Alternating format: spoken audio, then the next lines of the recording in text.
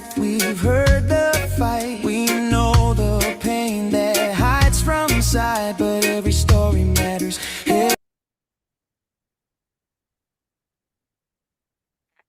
Hello, hello, hello, everyone. Good morning and welcome to today's live event. So, today's topic is a little different and interesting from what we usually cover, but it connects directly to one of the biggest challenges people face during the disability process: keeping track of important information over time. And I think this is also a challenge for me. I don't know if it is for you, Brian. Well, whether you are applying, appealing, still working and struggling, or already receiving benefits, being able to clearly explain what has changed and how your condition affects your daily functioning can make a real difference. We will also save time later for questions from our audience, and we will post the Zoom link in the chat for anyone who would like to join us live during the Q&A. So, for those of you who may be new, my name is Nadine, and I work as an advocate here at the Disability Digest.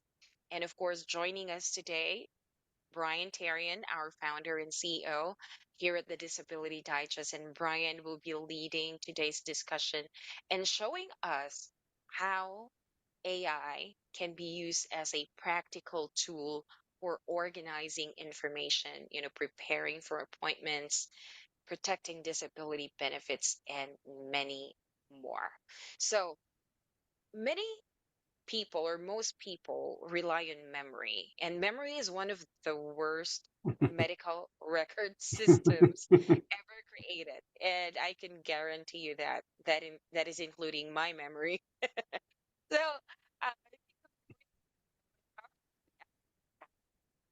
most people would probably just answer about the same, or I'm fine, I'm okay, um, or I'm not feeling well. But when Social Security asks you, when did your condition begin getting worse? Most of the people would just go silent because they will not remember, and most people aren't sure. So today we're going to show you how AI can help organize your health information so you can communicate better with your doctors, prepare for Social Security, and protect your benefits if you're already approved. And with that, I'm going to turn it over to Brian to explain why we're having this conversation and why the difference between information and evidence matters so much in a disability claim. So, Brian, I'll hand it over to you. Thank you, Nadine. I'm excited for today. And why we're doing this is because the problem is glaringly apparent that 1.9 million people apply for their disability benefits on average every year, and 687,000 get their benefits. And there's a significant difference between somebody that has a disability case that they are entitled to benefits on and then getting them approved. Also, if you're out there and you're working, it's the same situation for getting reasonable accommodations that would allow you to stay on your job longer. You need the right information in your medical records. And so where the big breakdown is people have they don't have a clear distinction between what is information and what is evidence. I'll give you an example. When somebody applies for their disability benefits, which most that do it on their own now do it online, they submit their information into Social Security in their online application. Primary information is doctors, medication, and work history. And you can put, like in the last section, you can put something in the remarks, but most don't because they don't know what to put in there. So when that button is hit, people are like, I've applied. They have everything I need. So all of that you have done, or all that somebody has done, is submit information. And it's the evidence that gets your benefits approved. So what is evidence? We're going to talk about that today and how to record all of this and extract evidence easily. But evidence is what proves that you cannot work, and it's not your condition. It's what the limitations are as a result of your condition that is being treated. So you can't sit for long periods of time, maybe 15 minutes. You can't stand for 20 minutes, and you've got really bad degenerative disc disease and it's uncomfortable. Not able to walk more than 25 steps. The pain's so bad you're only sleeping 4 hours a night. So it's those types of things. So like Nadine said at the beginning of this, where it breaks down is people don't understand how to communicate that consistently and effectively. And I had a conversation with somebody just yesterday. They said, "Oh my God, I've been following you for at least a month. I know everything there is to know about the disability process." I'm like, great, that's the whole objective. Hopefully someday I can do something else for work when this problem is solved. And I said, all right, let's try it on. Give me a 2-sentence explanation as to why you're not able to work, which is exactly what we teach people. I ended up with like a 1.5-minute dissertation on all of these conditions. So it was unfortunate, but then I redirected the conversation. Oh, yes, I forgot about that. So anyway, that's why we're doing this, to solve the problem for you. So here's where we're at with AI. This is a relatively new technology. Some people are opposed to it. Some people haven't used it yet. What I'm going to share with you today, you can use for free and get started if you haven't already. But there's about 48% of the people that are in our audience profile that are currently using it. And hopefully with the effort that we're doing here today will help them understand how to use it better and introduce some people to using it. So what is AI? And if you're not using it or believe that you're using it, or you use, like, for example, if you use Gmail, you're already using some versions of AI out there. It's everywhere. But AI is a large language model where all of this information is aggregated in the cloud. And when you ask it a question, other, unlike search, you can communicate back and forth in an engagement process, and it will give you a highly probable answer. So if you say, listen, I want to make meatloaf for dinner tonight, I'd like it with Tabasco sauce, some maple syrup, some ketchup as key ingredients, and some oatmeal. That's the foundation of my recipe. It will come back with that and tell you how long you got to bake it for. It's not as easy to do that with a traditional search. So, and there's different flavors of AI. You can use ChatGPT as like the pioneer, the common brand that people have. There's Claude, there's Gemini, there's Perplexity, there's Microsoft Copilot. It doesn't matter which one you use or want to use. What we're going to share with you would work with any of them. Okay. Now, I mentioned you can get started for free, and that is true. You can go to ChatGPT, open an account with your email address. You'll have to confirm that you want the account, and you can get set up and you can get going and do exactly what I'm going to share with you today. And more advanced versions are like $20 a month. So for getting started, I just start with free, understand how it works and what the value of it is, and then build from there. So some things I want to point out for those of you that are using or will be using is the difference between free and paid. There's some limitations with free. Again, it's a great place to start. But when you start a conversation in there, it's called a chat. Like you ask it like the meatloaf question. And let's say you come back later and you want to make a cake, and you come back later and you want to make, something else. There's a limitation that you have in how many characters that you can use in a chat. So if 2 weeks from now you come back and you want to make that same meatloaf, it may not remember that because the character limit has exceeded. That's one of the drawbacks of the free version. You have more usage capability in the paid version. That's one of the big ones. So there's other features too, but you could simply ask your chat what the difference is and it will point them all out for you.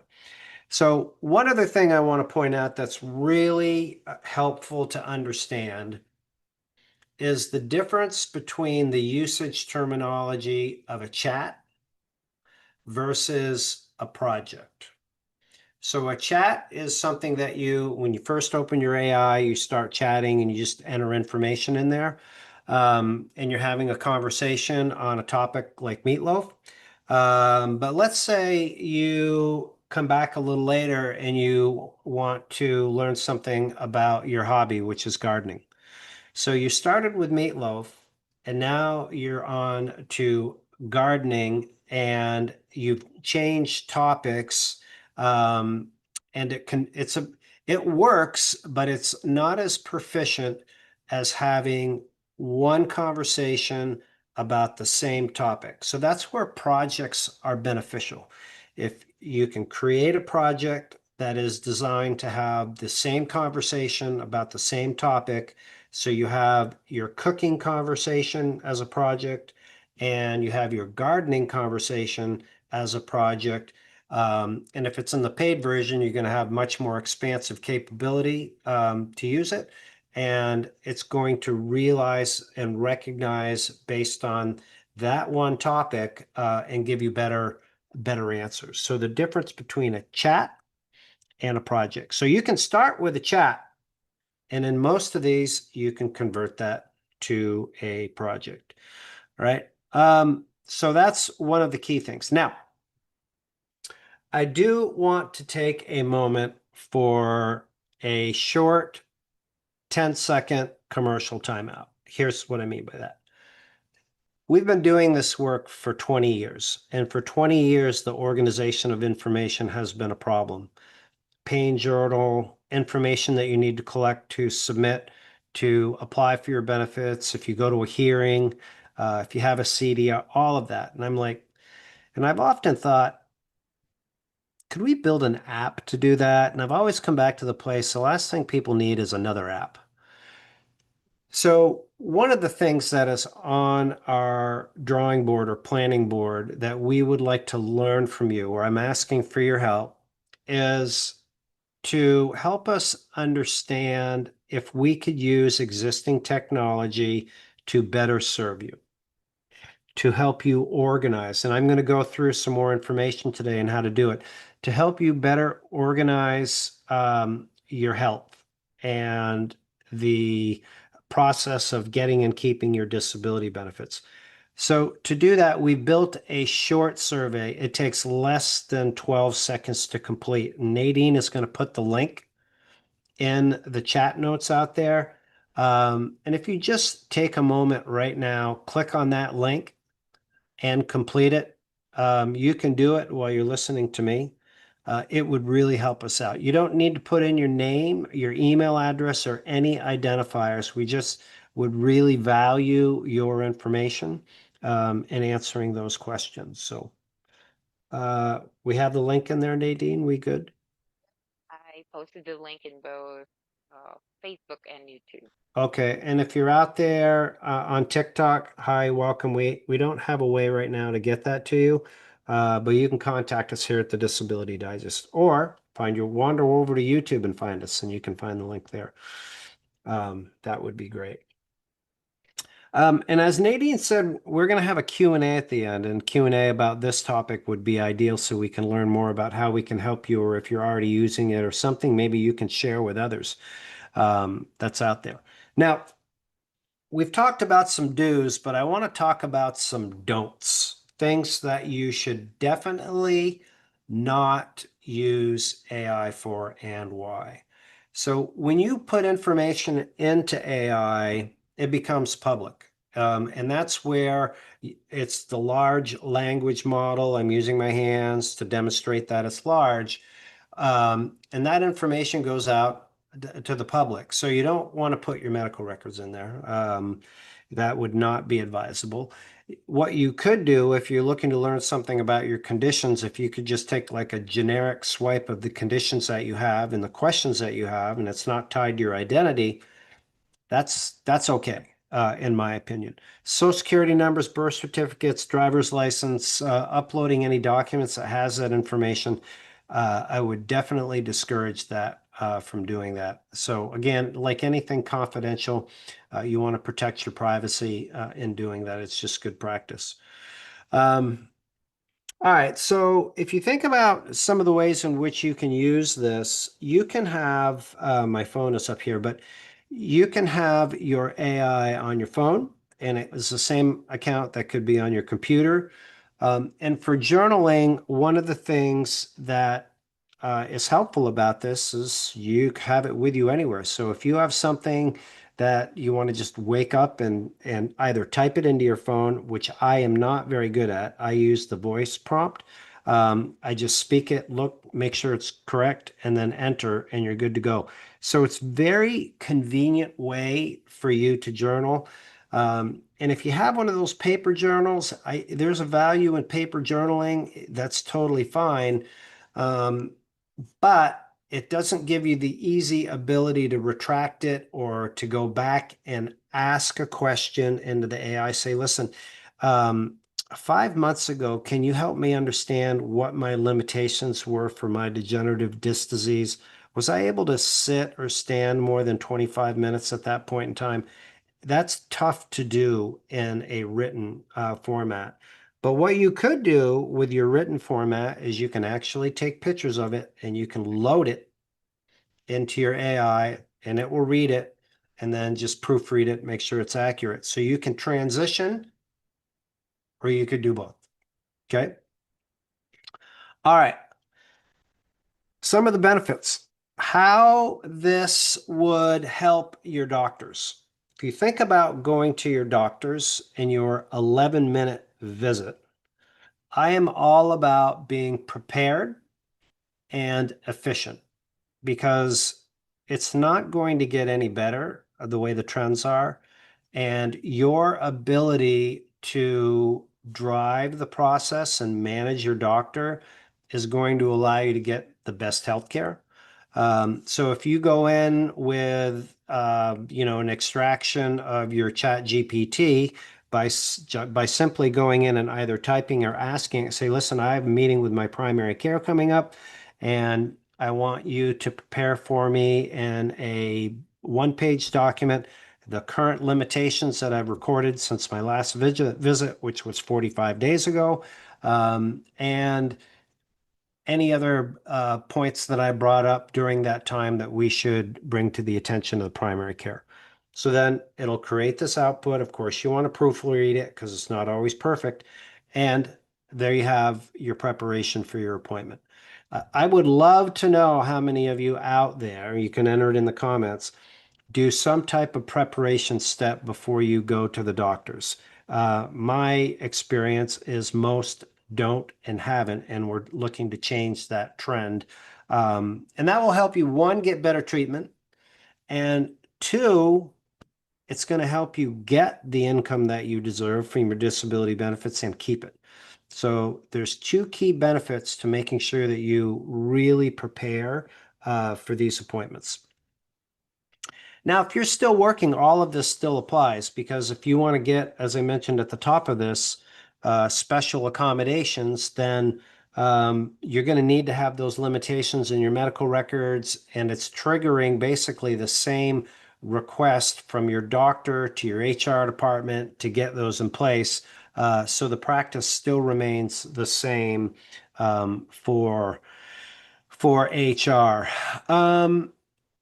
As we begin to wind down here, Nadine, in advance of getting on the call here, you and I had a pre-event chat, and you shared something that I thought was pretty cool. I was wondering if you'd share it with your audience, how you're using your AI tool. Yeah, of course. I was sharing to Brian earlier that in my chat GPT, I have a project that actually helped me lose weight. So I was 74 kilograms way back in November. I'm down to 65 now. And my only tool was a food scale and chat GPT. So other people who are doing calorie deficit, they have like apps that they pay for them to help them track of their food intake, but I find it not accurate, especially when you try to search for food. Like most of the food that they list there are American food. It doesn't recognize Filipino food. But Hmm. ChatGPT, if you put in there, I ate 100 grams adobo, it knows what adobo is. Beautiful. So yeah, so that's why I find it more accurate. So the good thing here is when you have a project, like what you said earlier, it records a history of the conversation. So it tracks your progress. And then aside from that, it also gives suggestions. It's like having a coach actually Yeah. for free. It's like having a coach. Like, you know how when you're trying to lose weight, you know how you're tempted to crash diet and just not eat enough, right, to fast track losing weight. But when I started using chat gpt as my coach, it tells you, oh, you haven't eaten enough today, you need more protein because you're going to lose your muscle if you're only eating this amount of calories. So th- that's one of the benefit that I find using AI amazing. I know a lot of people are debating uh, between using AI or not, but in my experience, if you're using it the right way, especially uh, for things like this, and to relate that to people who are trying to get approved for disability, those of you who are journaling and documenting your uh your limitations, I think it is also helpful in tracking any progress that you have with your health, because again, if you have a project, it tracks a history of everything that you share. So it might even tell you that, hey, you need to go to the doctor because yesterday and 3 weeks ago you've been having constant pain in your knees and you haven't went back to your doctor yet. So something like that, you would somehow like have a personal coach that would remind you of the things that you need to do. So it is pretty amazing. I haven't used other AI yet. I'm only using GPT for now because I'm using the paid version, so I'm not yet ready to pay for more. But it is really helpful, and I use it not just for my calorie deficit, Brian, but also I use it as my personal trainer for my running journey. It also tells me like how many intervals I should do for that day so that I don't get fatigued the next day, so that I will reach my 10-kilometer goal by next month. So something like that. So there's really a lot of things that you can do with it. That's beautiful. I like the term that you've used, coach, because for those of you out there, it's not a doctor. Yeah. I don't encourage you to go in that direction with it, but from a coach and a thinking partner is and an organization tool are great ways to use this technology. And again, people might be listening to this and like, oh my gosh, this is, these guys are about disability benefits. But this is the fundamentals of it. If you want to get what you're entitled to and keep it, you've got to get this part right. So thank you for sharing that. Yeah. And I want to give Nadine a shout out. She's done an amazing job on her health journey with running and her food consumption. And you've got your family on board with it too. Yep. Yes. Yep. Love it. Absolutely love it. Um, Good. So I want to move on here. We're just about ready to get into the FAQ thing, part of the program.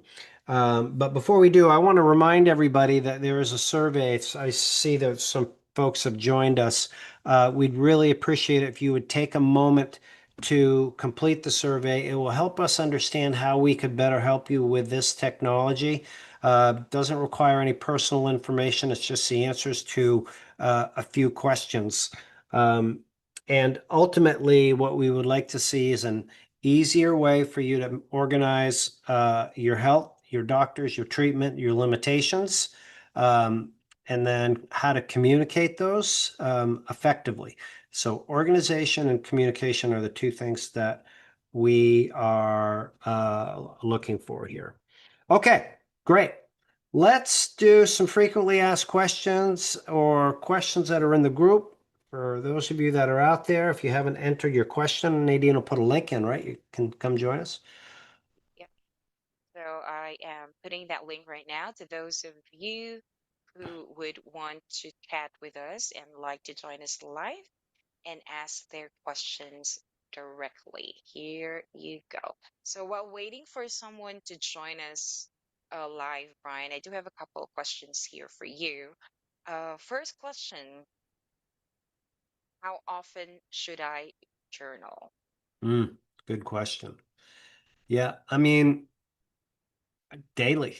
Uh, is I feel a daily journaling habit is a good practice to get into, not just for your health, but for other things to reflect on. And once you get in the habit, it's, you can do it in 3, 5 minutes a day of really taking care of your health. Yeah. Next question, how can AI help me prepare for a doctor's appointment? All right. I'm going to go back and dig into this one a little bit more. Is create a visual. Let's imagine that you have, for the last 90 days, been keeping track of your limitations and your medications that you're taking, like the dosage and the type and the frequency, all that. And you have a doctor's list. You have all of these three things set up within a project. You could call it your health tracker. So, and then you have an appointment coming up with your primary care. Say, listen, I'd like to have you help me prepare for my appointment. I would like you to extract the limitations that I've been experiencing since my last appointment 30 days ago. And you've been doing this for 90 days, so it's got that data. And has there been anything that has changed since the last appointment? So that's going to give you the fundamentals, because when you go to that appointment, your presentation is to say, Doc, you're treating me for these conditions, and these are my limitations. Maybe they're stable. Maybe they're the same as they were last time. But you want the doctor to put those into your medical records. Why? Because it'll help them understand, like, how are they doing with you? What else could they do to help you feel better, be better? So you get better treatment because they understand you. Communication is key. And then from an income perspective, if you're approved for disability benefits, then Social Security is going to, when they do your review, they're going to come back and see those limitations in there. Or if you're trying to get approved, then that's what's going to trigger the approval. It's not your conditions. So that's the preparation. You put the time in, that 3, 4, 5 minutes a day, and then boom, you're ready to go in an instant with a quick request. Good question. Right. Another question here, can AI help prepare for an RFC, or residual functional capacity? Yes, it can. I don't want to get super techie on you, but I'm going to do it anyway. Let's say that you want to have the answers let's say the doctor doesn't complete the RFC. Then you could take the information out of your prompt that you've been doing and enter it in and ask him to sign it, right? Or you've been reporting in your journaling to the doctor and they fill out an RFC then that is not in line with what you've been reporting. So it'll give you the ability to check. So in the ideal world, the best RFC is one that is completed by the doctor and it is in line with your limitations that you've been communicating. And this is where RFCs get really fuzzy. if they don't understand you, they can put down like they can go all over the place. Maybe you're missing 3 or more days of work a month, and they check the box that maybe you'll miss 1 day of work a month because they don't know. So that's the good thing about having all of these documented because you're not gonna guess Yeah. because you have a reference, a reliable reference that recorded everything that you've been Mm-hmm. through. Mm-hmm. Next question, can AI help with my SSA forms like adult function and work history for CDR? Uh, absolutely. So a few ways you could do that. You can actually take the forms and upload them um, into your AI tool and say, listen, I would like for you to create answers. And it would be even better if you said, I would like you to create answers that are in line with Attorney James Mitchell Brown, who has been a guest speaker here. And if you want to even take it a step further, you could take a transcript from a live event that we did and how to answer those questions. And you could upload the transcript, upload the forms, give it the prompt, and just the answers would be prepared for you. That's the power of AI. So, super efficient in doing that. So it would give you answers in line with how Attorney Brown would answer it like he was sitting there. So for sure, that's definitely something you can do. Yep. And I think it also gets access to public websites. So let's say, for example, if we share to them a link to the CDR course, since that is public, you can also put that as a reference in your chat prompt. So Yep. you Yep. don't need to copy like everything. Yeah. Yeah. Yeah. All right. So again, if anyone out there wants to join us live here and ask your questions, I shared a link in the chat. So feel free to join. No Hmm. fee to ask questions. Yep. Yep. And Brian, I just want to give a shout out to Beverly. I spoke with her yesterday over the phone. I told her to come and join us today, and she's here. Hi, Beverly. Thank you so much for joining. Beverly. All Welcome. right. So Welcome. yeah, those are all the questions Okay. that we have for now, Brian. Okay. Um, I see a comment here, 40 years, heavy labor, done with tech. Yeah. I hear you, and this isn't for everybody. I've got to say that. But the one thing I do want to say as a through word is there's different ways to do this. And the most expensive thing to do is not do it. That's where the gap is between those that get their benefits and those that don't. That's why 133,000 people on average annually lose their benefits, mostly through continuing disability reviews. So, and the other side of it is, if you are not technologically proficient, we all have started with a learning curve at some point in time, because this is new technology, and you can teach yourself it. There's videos out there. There's other things to do. So if there is a will, there's a way. But again, I get it. This is not going to be something for everybody, right? Okay. We cover everything today? Yeah, Yes. we Awesome. did. One more time, if you have not completed the survey, we would be helpful for having you help us understand what your needs are to help you get approved and stay approved.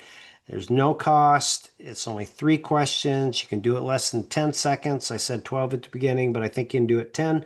And it doesn't require any identifiers, like the name and email is totally optional. So just your info would really, really help us out. Um, great. Well, listen, we are here again in 2 weeks. I think that's August 5th.